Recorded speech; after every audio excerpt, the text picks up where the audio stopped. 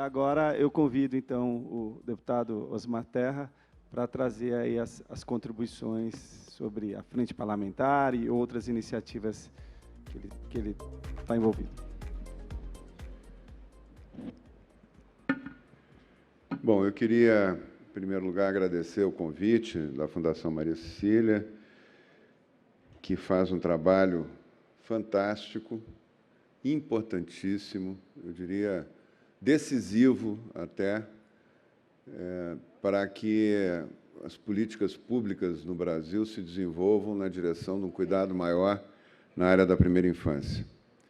Então, eu queria cumprimentar todos, o nosso moderador, o Eduardo, né, pelo trabalho que a Fundação vem fazendo.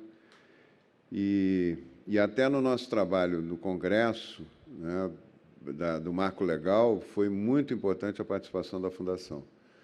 Então, eu acho que nós estamos num ambiente aqui, e esse congresso, essa reunião, esse simpósio aqui também reflete isso, né, esse trabalho, essa preocupação, né, com as políticas públicas nessa área. Eu queria dizer para vocês que esse é um assunto que eu me dedico desde o final dos anos 90, né, começou a chamar mais atenção a importância que tinha o impacto, né, das políticas, ou o que se fazia, né, em relação à criança nos primeiros anos de vida. A ciência foi mostrando que isso tinha uma importância muito grande. Quando se falava em desenvolvimento infantil, se falava em desenvolvimento biológico da criança, né, até então, né. Depois começou a cair a ficha que tinha um importante papel, né, dos cuidadores e de todo mundo que lidava com a criança, impactava muito no que essa criança, no modelo que ela ia ter, mental, físico, biológico, mas também mental, né, que ela ia ter, o problema da violência, da agressividade, problema de ter problemas de transtornos mentais ou não, o problema da criança ter maior capacidade de aprendizagem ou não, dela ter um melhor controle socioemocional ou não, né? E, a partir daí, se viu... eu passei por vários níveis de administração pública, eu fui prefeito, fui secretário de Estado, fui secretário nacional do Programa Comunidade Solidária, trabalhava com programas de redução de pobreza, né? Em todas essas áreas, a gente vê a importância de ter um programa, de ter políticas públicas específicas. E essas políticas públicas específicas para a primeira infância não tinham, como era um assunto relativamente novo, não tinha nada na própria legislação. O ECA não trata isso como uma questão, com foco nessa questão, né? Não tem foco. O ECA trata da criança, do adolescente, o estatuto, talvez o conjunto de regras mais avançados do mundo, ou dos mais avançados do mundo, em relação à criança e adolescente, mas não tem foco na primeira infância. Então, somando toda essa experiência, inclusive a experiência de a gente ter criado o PIN lá no Rio Grande do Sul em 2003, é um programa que já está toda a equipe do PIN aqui, né? Já está no seu 12º ano, quer dizer, atravessou vários governos, né? Então, é um programa que mostra vitalidade, quer dizer, mostra um reconhecimento da sociedade, né? É uma política de Estado já, não é mais uma política de governo, porque o problema da gestão pública é essa, a cada 4 anos muda tudo, né? Que nem a Band News, né? A cada 20 minutos tudo pode mudar, né? Na administração pública, assim, a cada 4 anos tudo muda, né? Pode mudar, né? E, às vezes, não depende de partido político, viu? Porque eu já posso dizer isso com bastante experiência, estou no meu 5º mandato de deputado. Eu posso dizer para vocês que, até dentro do mesmo partido político, tem um sujeito que quer mostrar que sabe mais do que o outro e que faz melhor do que o outro, então, e acaba com o programa do outro e faz o dele, troca de nome, né?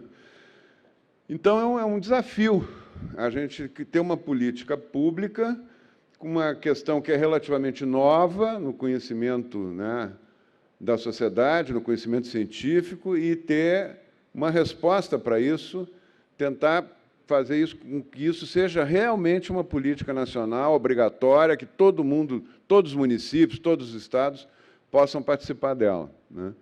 Então, foi esse o desafio que a gente tomou para trabalhar o marco legal da primeira infância, né? De criar realmente uma política, uma regra, uma lei que obrigue todos os níveis de gestão pública a se envolverem e darem uma prioridade para o desenvolvimento infantil, né? Eu acredito que isso, quando nós fomos buscar modelos para o PIN, nós saímos do Brasil. Nós fomos lá em Cuba visitar o Educa Tu Hijo, que serviu como foi o modelo que a gente usou mais, aprendeu mais em termos de orientação, de execução, porque é um modelo simples, um modelo de um custo que não é muito alto, também a gente não pode inventar uma coisa. Os Estados Unidos têm um programa chamado Early Head Start, que é um programa fantástico, mas é caríssimo, né? O custo do programa inviabiliza nós pensamos isso aqui no Brasil.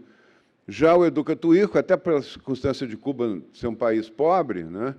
Embora tenha políticas públicas muito eficientes, eficazes, mas lá eles têm um programa que pode ser montado, que pode ser copiado, que pode ser, né, que é o Educa Tu Hijo, caminha junto com os programas de saúde, a educação com saúde, enfim, acaba tendo um impacto importante, né? As avaliações internacionais mostram isso, né?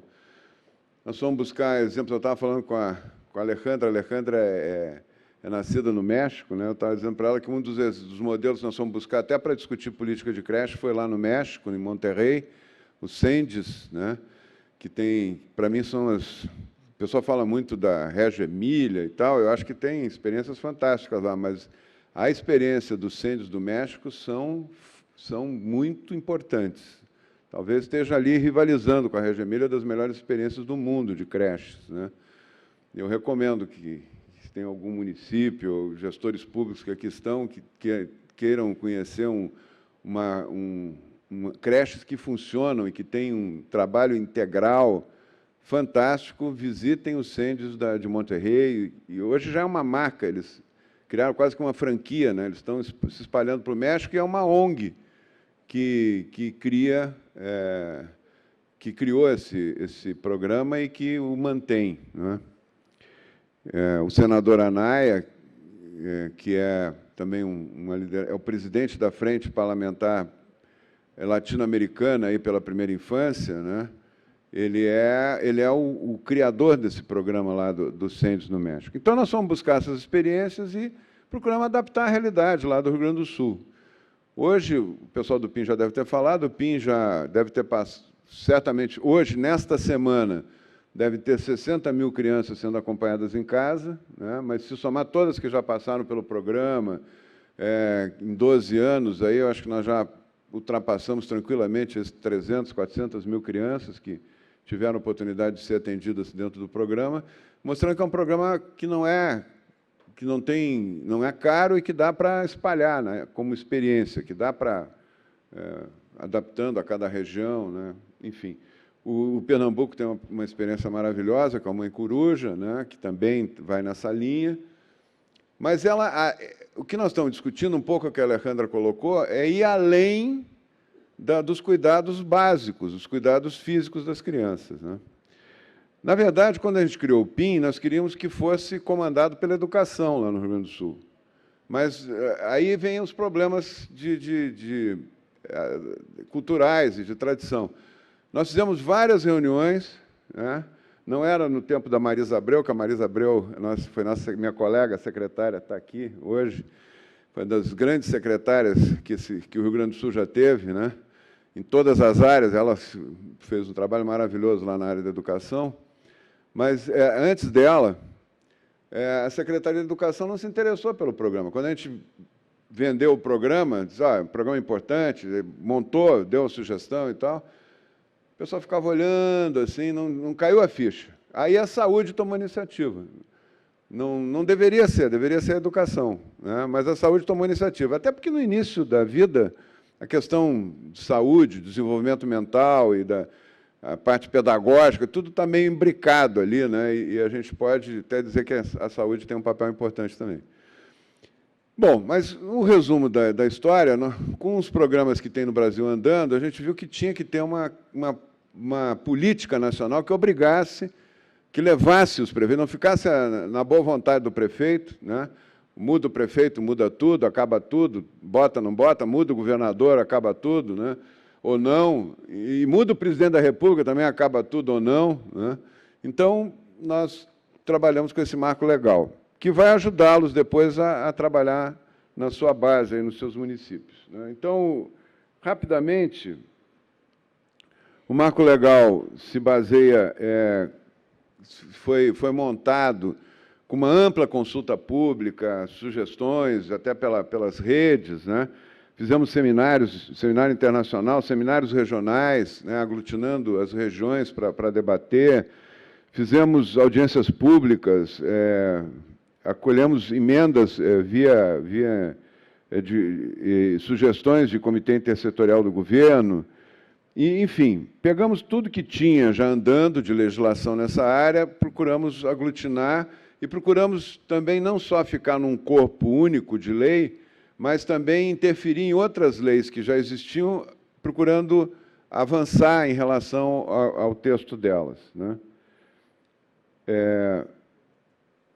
Começamos discutindo a questão, nós temos a legislação do ECA, como eu disse, ela não trata da primeira infância, ela não tem foco na primeira infância, nós precisávamos de uma lei, por isso que nós criamos, inclusive, a Frente Parlamentar da Primeira Infância, que só tinha a Frente Parlamentar da Criança e do Adolescente, e nós criamos a Frente Parlamentar da Primeira Infância não para rivalizar com a outra frente, até procuramos integrar.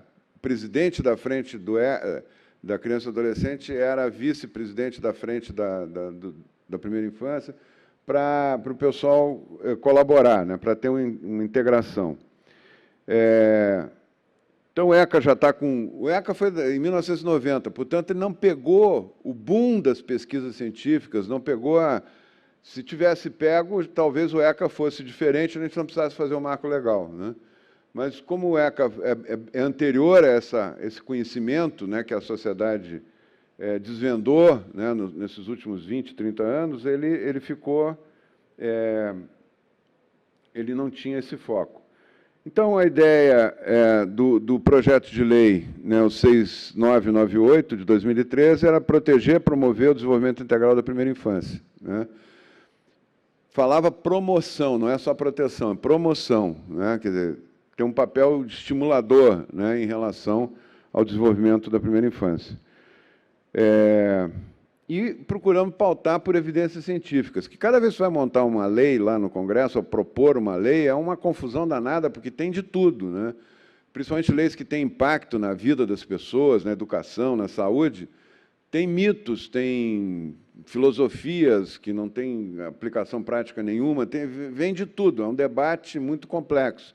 Então, a gente procurou assim, o que tem evidência científica, o que funciona, o que foi provado que é melhor, que dá resultado, né? A gente procurou trabalhar com esse modelo, partindo do princípio que o critério da verdade é a prática, né? Se funciona, né, nós temos que valorizar isso.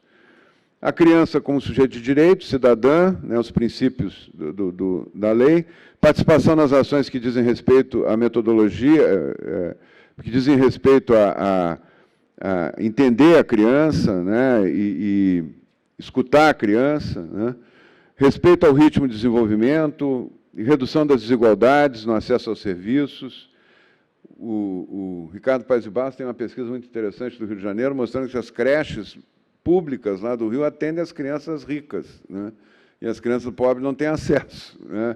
Então, até eles criaram lá alguns mecanismos lá para que as mães mais pobres e que precisam trabalhar e tal tivessem prioridade nessas creches, né.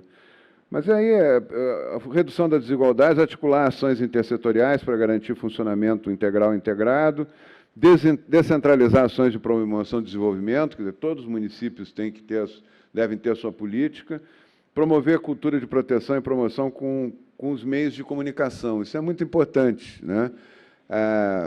As famílias bem informadas, né, até como merchandising nas novelas, então, isso devia ter em toda parte, chamando a atenção para a importância do início da vida, né? Uma política que trabalhasse muito a abordagem multiprofissional intersetorial, criação de comitês intersetoriais distritais, municipais, estaduais e nacional. Os municípios, é importante ter essa integração, não ser só uma secretaria que cuide disso, né?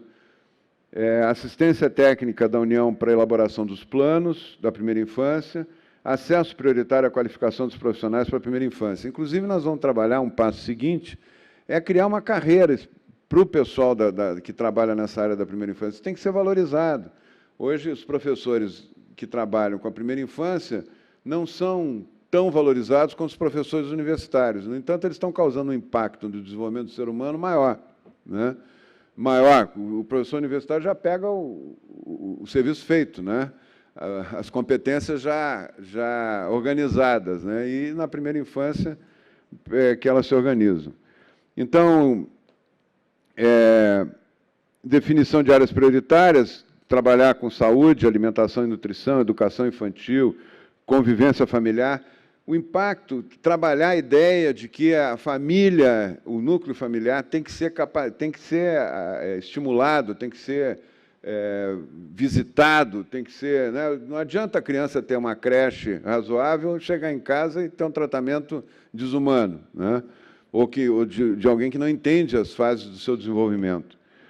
Espaço e meio ambiente, proteção contra toda forma de violência, proteção contra a pressão consumista, prevenção de acidentes, evitar a exposição precoce aos meios de comunicação, né, que é uma coisa muito difícil e complicada, né. Apoio à participação das famílias em rede de proteção e cuidados para fortalecimento dos vínculos familiares e comunitários, participação da sociedade via responsabilidade social e investimento social privado, oferta de programas governamentais, quer dizer, tem um menu de programas governamentais aí para oferecer. As visitas domiciliares e outros programas de apoio à parentalidade para a promoção do desenvolvimento integral das crianças, organizar isso de uma maneira melhor, ter uma função de visitador da primeira infância, até dentro de uma carreira, né, e que possa permitir a pessoa a viver disso com dignidade, né, e trabalhar, se dedicar integralmente a isso. Atividades centradas nas crianças, focalizadas nas famílias e baseadas nas comunidades. Prioridade a famílias em situação de vulnerabilidade.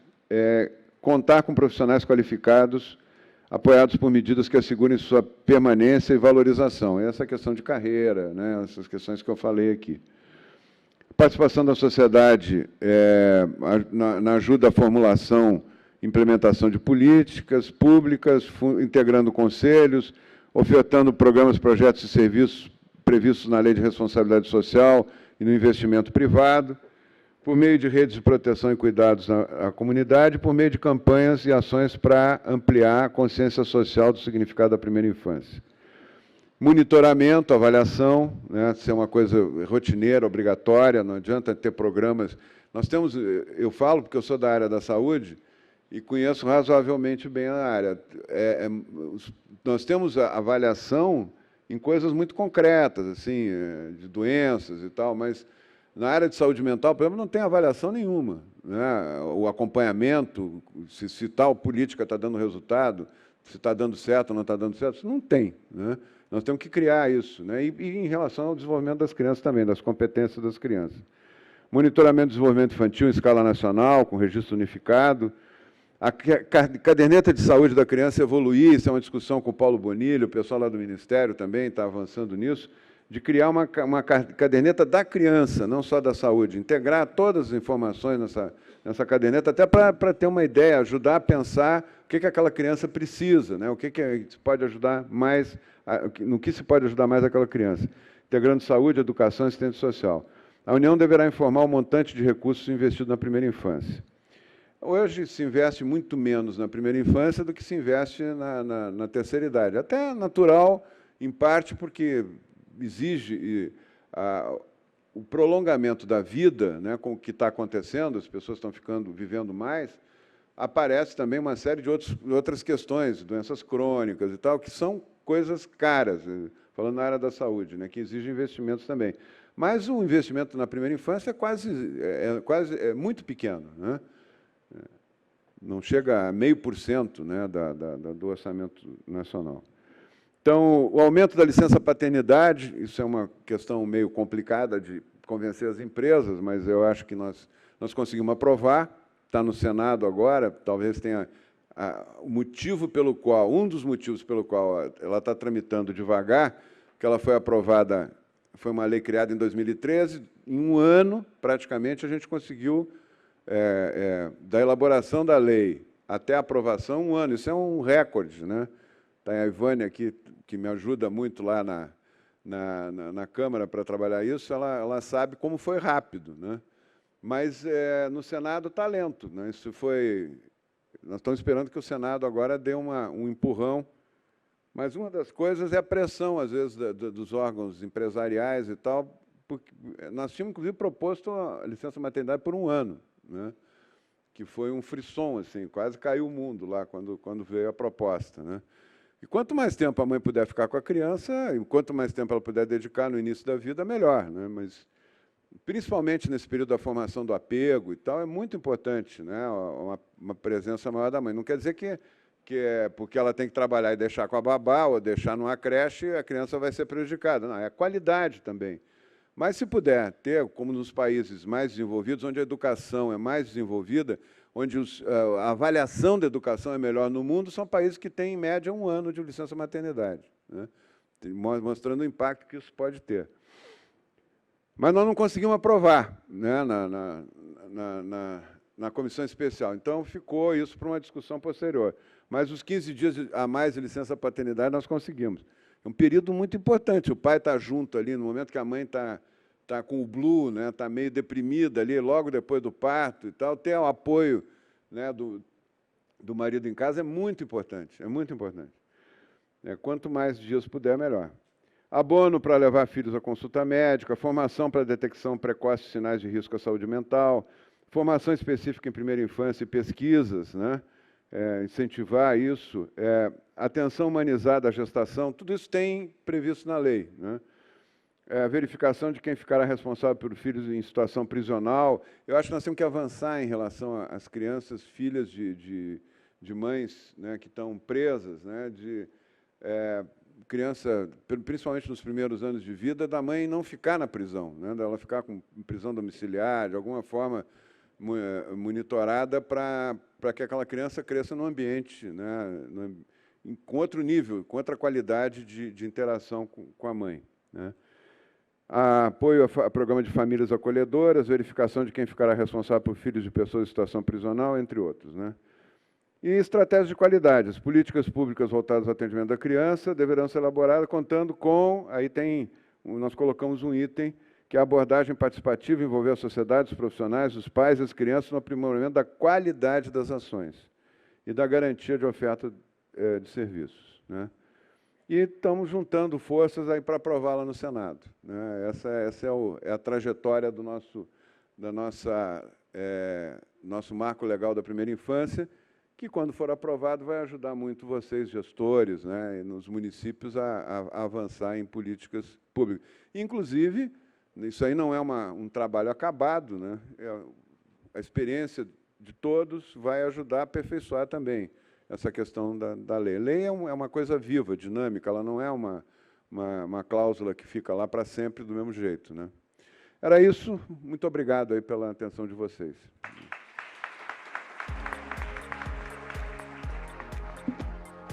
Obrigado, Osmar. Bom, como pudemos perceber, o arcabouço do marco legal, a maioria dos temas vão em encontro às recomendações e os desafios aí que foram colocados por esse grupo que fez essa discussão na América Latina.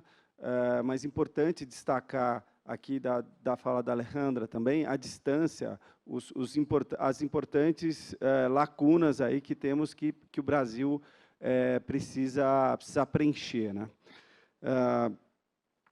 E um outro ponto que eu acho que é um pouco, chegando para o final do encontro, tem um pouco, bom, voltando para casa, o que a gente pode efetivamente fazer.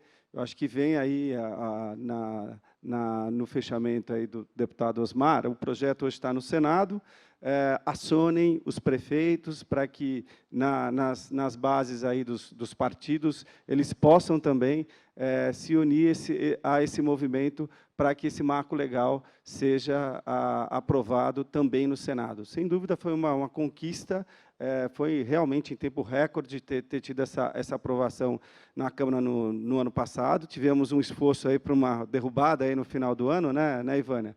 Mas conseguimos aí, com o esforço da Rede Nacional da Primeira Infância, e de toda a base parlamentar que apoiou o plano, reverter essa situação, e tivemos o plano, o marco legal aprovado no Congresso, e agora a discussão, então, vai para o Senado.